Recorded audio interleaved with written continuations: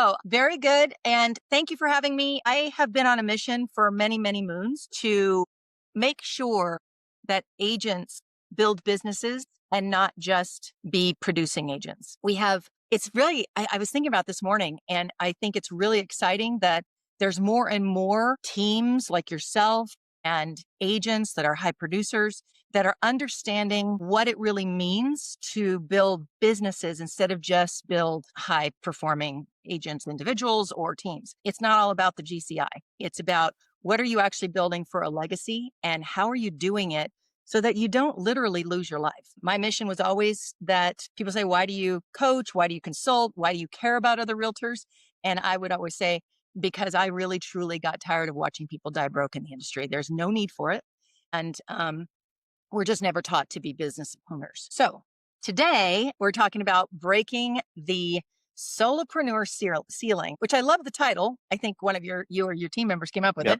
So actionable strategies for sustainable growth. So in my opinion, there literally is 3 areas that a solo agent, which everybody starts as that. Many people will start on teams, which I think now in 2025 is an exceptional way to start in real estate. There is, support, community, leverage, training, and you will not learn the wrong ways if you're on a good team. That's my first take. But the 3 areas that we really need that are challenges that people need to understand is systems that actually work, people leverage, and the profit center, which is earn, keep, spend. That is a huge topic of which I will be talking next week. If anybody's in Spokane, Washington, next Monday, Alyssa Cornett is putting together the Further Together event in Spokane, Washington, and I will be talking about profit there. So that'll be a whole subject on this third challenge that everybody has. So let's get into it. Systems. Now, it is, I have been told, the most boring part of our industry. It's the most boring topic. It's not sexy. It's not cool.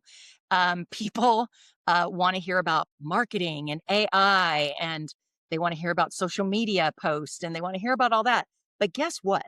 None of that happens consistently to be able to make you money if you don't systematize it. So you have to look at the systems first, and you have to stop reinventing the wheel. It was interesting. I was listening to a webinar the other day, and they made a really good statement. I kind of tweaked it a little bit. If it's worth doing a second time, make it duplicatable and delegatable. Make it a duplicatable and delegatable system. Because yes, you could create the system and then you could do it every week. Newsletter, you're going to get it out every week. But shouldn't you be spending your time on higher paying activities than doing a newsletter that literally a virtual assistant can do if you run them through the process once, record it, get it in an SOP? All they have to do is go and rinse and repeat. And you one of the first things I heard, the first conference I went to that Follow Up Boss put on was a small mastermind in San Diego. It was back in 2022, and that kind of kickstarted my growth into this side of the business. Ricardo Bueno, everyone knows who Ricardo is, and he said something I've never forgotten, and I always go back to it. And it's always time and money, right? If you have the money to delegate, right, you can. But what he said was, if it doesn't require your unique brain or your unique voice, it can be delegated, it can be offloaded to a VA or an assistant of some kind. But that way, it's a good way to get that framework out to where, can I delegate this? Should I delegate this? Well, it doesn't require your specific handprint on it, probably, right? Yeah, which is a lot of things that we do in this industry now. So to even keep up with the pace of what the industry is doing. So the problem is inefficiency from one-off processes. Somebody goes to an event, somebody goes to a webinar, somebody listens to somebody on a Facebook page, and they go and gravitate. I want to do that. That's a great idea. I have literally had clients who have come to my calls with pages and pages of ideas, and literally none of them get done. They might do one once, but then they never build it out. I told one of my clients one time, I said, "You're fantastic on video. You should do them more often." I said, "However, I can't continue to work with you if you don't systematize and operationalize that process. You have to batch record once a week, 2 to 3, 4 hours. You have to have a system of what your editor is going to do, the videographer is going to do. You have to have an outline of what the social media marketing person is going to do once they get that video. What are they going to do with it? You know? And I said, either change in the next couple of weeks and put this into place, or you don't really need me. Right. So, because I don't believe in taking money from people that aren't actually utilizing what I'm helping them do. Right. It's all about that moving of the needle. So, the problem is to fix the inefficiency. The solution is repeatable systems. So, check simple, simple, simple. We want to keep it really low level in the beginning so you get used to doing it. Checklists. You know, Chase, you and I know Shay. She has built she's like the task list, checklist, transaction management guru, right? And she built it before there was even systems that were really out there doing it. And so that right alone, just how do I like to launch my listing? It's a checklist. So the next time you go launch a listing, just take a notepad with you and write it all down on a notepad, literally old school. Then bring it back, type it into a Google Doc. And then if you have a VA, delegate it to them to systematize it in a project board or on a calendar. And now you have the duplicatable, delegatable process. Well, and then especially you mentioned launching a listing, and sorry to jump in here, but especially when things become consumer facing, launching a listing is very consumer facing. And one of the most important things that I think we do as agents, right? If you make it consistent, then the consumers in your market realize the consistency. You always do the same thing, no matter if it's a $1 million house or a $200,000 condo. It's the same system. It's the same marketing. That way, the consumers pick up on that and realize, wow, Yvonne really does a good job when she puts something out, right? Everybody There's no gets the delinquencies there. same level of service. Okay. 100%. Because psychologically, well, that's just a condo. That's just a $300,000 condo. I'm just going to, I took the listing just now. I'm just going to call a photographer and tell him to get out there and book it.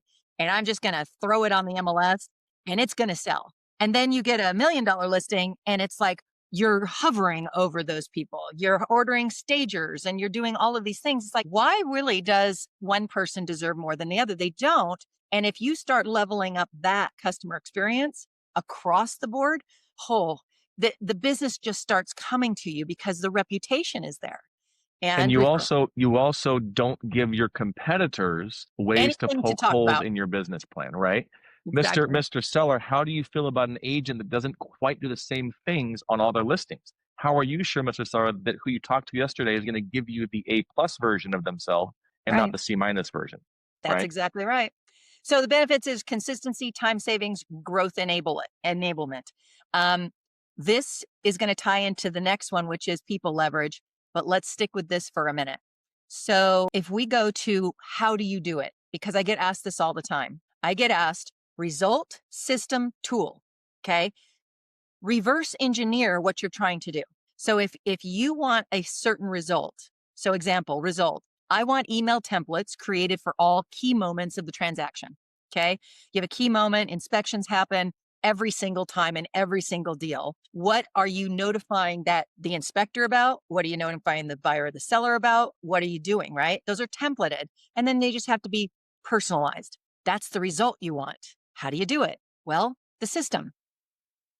You assign the assistant the who, what, when from me. Okay. I'm the leader and I'm going to go, here's who it's to. Here's what I want it to say. Here's when it goes out. Now, the tool you use, of course, is your CRM or your transaction management system and the email templates that are built in, transaction timelines, and the assistant executes it, not you. All you're doing is starting in the beginning, giving the foundation, and then letting the system run. There's another example of prospecting. Okay, prospects, you never want a prospect to ghost you on an appointment, do you? Okay, happens Ideally not. you do not. Happens every day though, right? Well, why does it happen? And I'm going to tell you why it happens. The why is because an agent books the appointment today. The appointment is for Sunday at 3:00 in the afternoon. 100%. Today is Thursday. Life happens in 3 days. That person doesn't even know you yet. It's a person you've talked to on the phone only. So should you have a process between the time you set the appointment and the time that you actually hold the appointment, that something happens. Number one, you set them up on an e-alert. So they're literally getting properties from your Real Scout program or something, right? That you can track. Number two, you send them a video on text. Hi, it's Yvonne. I am so excited to be meeting you on Sunday. I've set you up to see some properties. However, I'm going to pick a few that you're probably not going to see. So I'm really excited about you seeing those. If you have any questions between now and Sunday, please let me know. Bingo. Then you're putting them in an email so that they get a reminder and a calendar link. If I have always said, if I don't have my calendar, I don't know what I'm doing today. I mean, there's nothing happening. If it's blank, seriously, I have no appointments. I go, woohoo, I get to go read and I get to go whatever. But if I have appointments, I know what's going on. That person cannot ghost you if they have a calendar invite that they've accepted. They didn't accept it. Now you have been given a sign. You probably need to call, text, email, figure out what's going on. Okay. So this is the result system tool framework. That's the how, super simple. Now we get into the people. Leveraging people is one of the biggest challenges I know of when it comes to real estate agents. So why is that? Well, delegation isn't giving out control, it's gaining freedom. Okay. So here's the problem. I don't know if it's our egos or if we were just trained at a young age to do everything ourselves.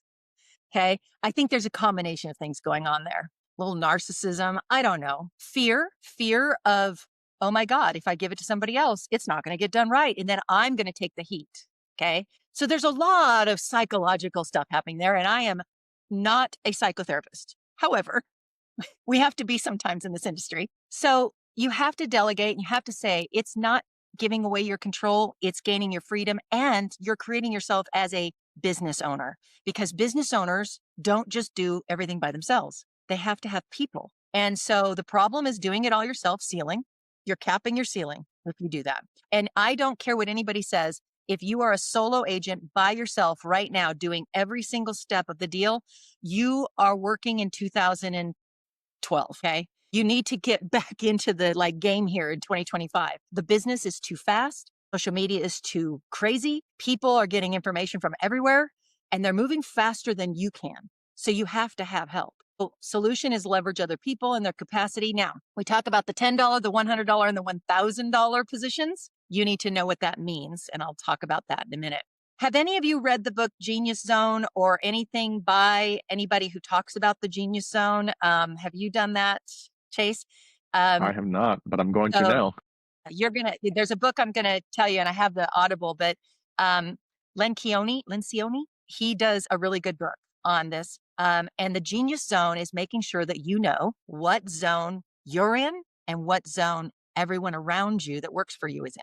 Okay. It also gives you increased capacity. If you have somebody doing things, then you can go out and do the higher dollar activities. Okay. And you don't burn out because now you do get weekends off occasionally. You do get nights off. You're able to not sit there and have to run comps or input MLS listings at 2 o'clock in the morning. Okay. That is no fun. Been there, done that. Never will do it again.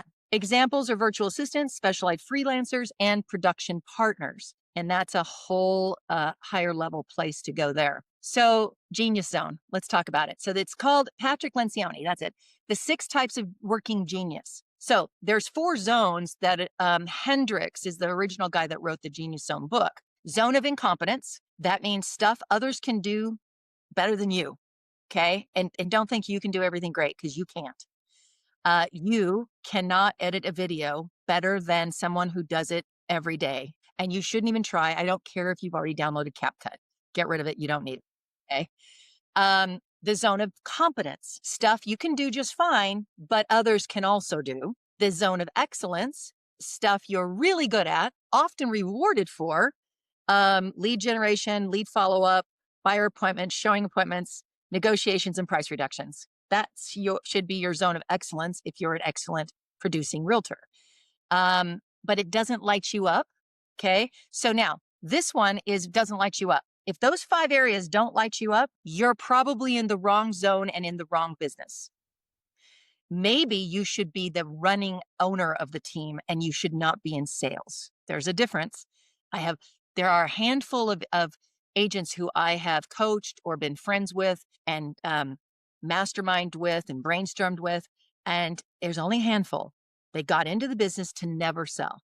They got in to build companies.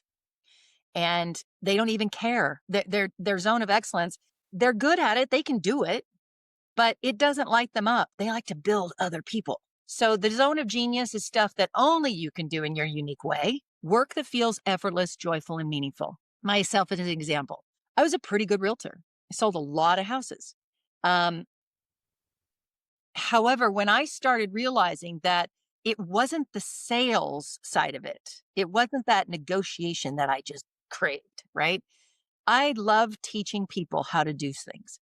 I loved helping people move into wealth. Now, guess what I do now? I do that with agents because I took what I actually loved, my zone of genius, and I went in that direction. Real estate, we always said we worked for tips. Real estate was what got us where we are, my husband and I, taking those tips and building wealth with them so that when we turn 60, we can pretty much choose whether or not we're actually out in the trenches selling or listing properties. But now I can go in my zone of genius. My husband's zone of genius is he's an analytical geek. He's the bean counter and he builds things like custom homes and developments and things like that.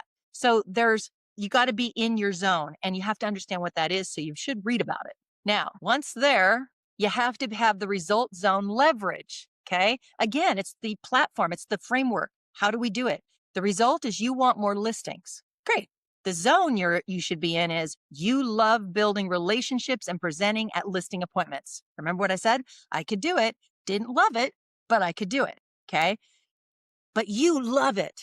You love talking to people, going to their homes, negotiating for them, talking about price, what the market's going to do, all of that, and scheduling those appointments and going on them. So what's your leverage? You hand off anything that pertains to getting a listing that is not in your zone of genius. So you should not be doing your own CMAs prep. You should definitely not putting a sign up. Okay. You should not be doing your transaction paperwork. Only do the high value conversations that land the business. Now, warning, Will Rogers. Okay. I don't know. You guys all might be too young for Will Rogers, but I'm a little young, let's young. look that up because it was a I'm like, really wait, good little what is show she after going with this school. little thing? After school show, Will Rogers. So, warning, the delegation costs you time up front. You'll spend hours teaching, correcting, and clarifying, but that's a down payment on your freedom. If you're not investing in the time training, you're not delegating, you're dumping, and you'll never break the solopreneur ceiling. Now, I've always said, if you're dumping, you are a seagull boss. You fly in, you poop all over everybody that you hired, and then you fly out. Now, maybe you're very nice about it, and so your poop smells nice, okay? but you're still pooping on people, okay? And then they go like this, what did Chase want me to do? What did he want to do first? Now, guess what happens? That person comes to me. Now, Chase would never do this. I'm just going to use Chase's name. Chase comes to me and goes, Yvonne, so you told me to go out and hire people. I hired a bunch of people and none of them are doing what I want them to do. The first question I will ask Chase is, did you hire a bunch of mind readers? Because if they don't have some clairvoyant way of reading your mind, they have no idea what you want them to do. 100%.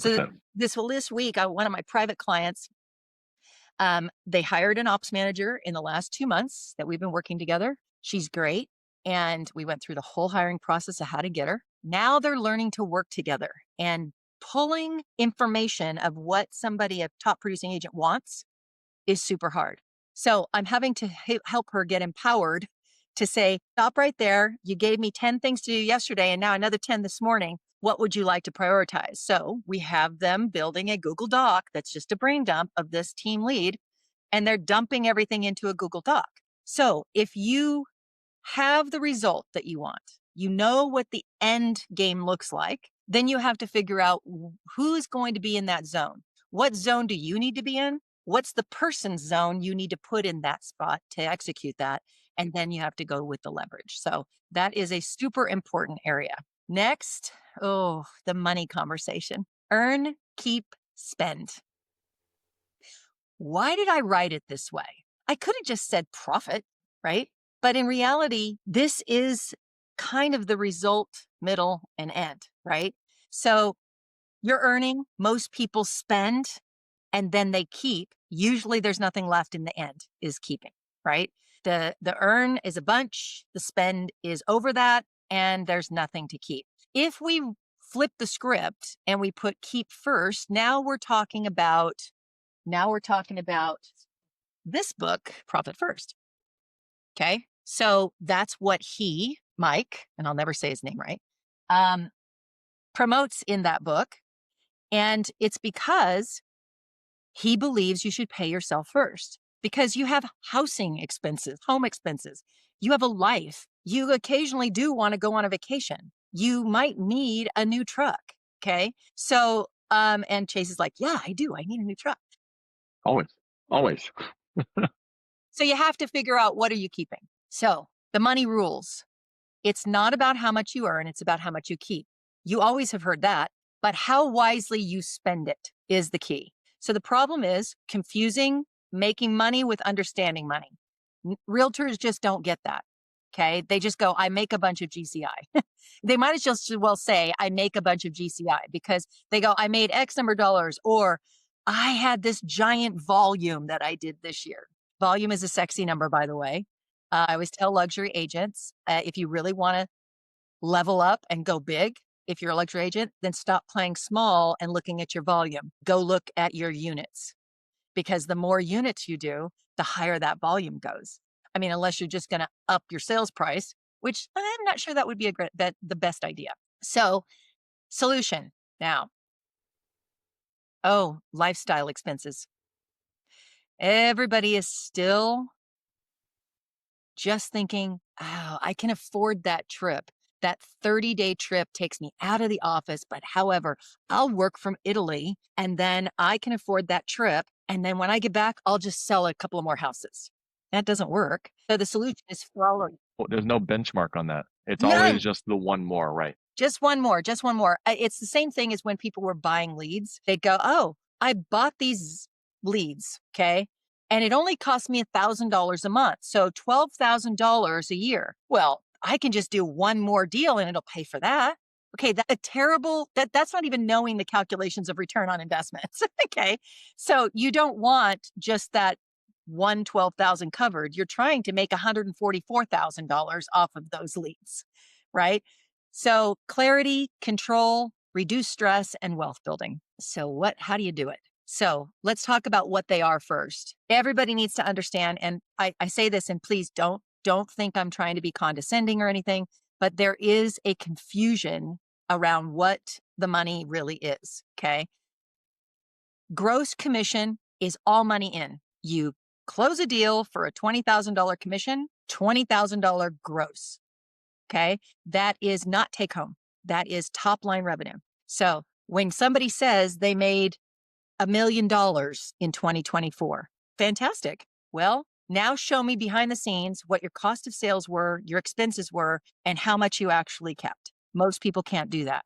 So when we talk about keeping, it's profit and what stays after splits, taxes, and expenses. Now, notice something. There is some target zones. So you really, as a solo agent, if you are by yourself with, let's say, one assistant, if you are spending or not taking home more than 40%, if you're not between 40 and 50% of your GCI, then you are spending way too much money to be in real estate. And there is no money left over for housing expenses or investments or the emergency fund. And if you're a team, believe it or not, the target is 20 to 30%. And people are surprised by that. They're like, what do you mean I'm only going to make 20% as a team leader? Hey, be happy about that, because there's team leaders that are in the 9% or 8% range. So we don't want that. So then we talk about what's the spend, the cost of doing business and keeping operating expenses under 30%. So when we talk about operating expenses, it is not your broker split. It is not your splits with your team members. It is not referrals paid out. Those are cost of sales. So if you think of it as three, like a cake, a layer cake, you have GCI at the top, gross income. Then you have cost of sales, broker splits, franchise fees, referral fees, and agent splits, cost of doing business and sales with what you have. And then the bottom of the layer cake is all of your expenses. Line item. How much do you spend on CRM a month? How much do you spend on Mojo Dialer? It is line item. It is not, when you're looking at this, it's not meant for you to be thinking of it from a QuickBooks or an IRS standpoint. You should have a spreadsheet of all those expenses you're reviewing, if not once a month, at least once a quarter, to determine what are you actually spending money on and what should you get rid of or move up, right, or out. So super important to know these numbers. The next thing again is the framework: result, rules, and habits. So here's the framework for your money. So you want to pay off $50,000 in debt by December 31st, 2026. Okay. Okay. That's the result. Well, how do you get there? Well, there's some rules, non-negotiable guardrails. They drive the plan. Okay. So anytime you have a money goal, there are non-negotiable guardrails on every single framework. Number one, allocate before you spend. So X number of dollars, amount of your income, each paycheck goes to X debt. That means you got a $10,000 credit card, you put it up on the wall, and you start going, I'm going to throw $1,000 or $1,500 at that every single month. But there's a catch. The next rule is no new debt, which means you have to cut that credit card up. So you have to get rid of the ongoing spend to chunk it down. The next thing is you have to cap your lifestyle. There's a saying, and John and I, we had our own saying back in the day. He would just say, we're almost over the hump. We're almost over the hump. When we were over the hump, we would be able to buy boats and buy cars and do all of the things that all of our friends were doing. And I would sit there and go, because I was not the money person, he was. And I would say, how come so-and-so got to go there? How come they're doing all that? We're making more money than them. We know it. How can they do that? And John goes, because we're almost over the hump. We're almost at a savings number that makes us feel good that we can then go do some stuff, whether that's investing or whatever. Okay. I always tell people this: in a hot market, if you're not putting your money away for the down market, not because it's going to be down, but because then there's deals to be had in our industry. You have to put the money away when you're making it so that when the deals show up, you start slamming them down for investments. So if you don't have this mindset from the very beginning, it's really hard to shift, but you can still do it. Grant Cardone says it in a different way. He says, as you're growing and becoming wealthy, play broke. So your lifestyle, you have to stop spending to fit in. Okay. So it's a whole millionaire next door mindset, right? The person that has the, 2007, Honda Accord still, and the nice house, but it's not been remodeled. Yeah, but they're the ones that have 4 apartment buildings and 16 rental properties, and they're just banking it. But it's the whole Warren Buffett thing, right? He lives in Yep. a small house still, and Yep. that's that. And that's funny because people have always said that to us. They're like, gosh, I thought you guys would have a nicer house in Idaho.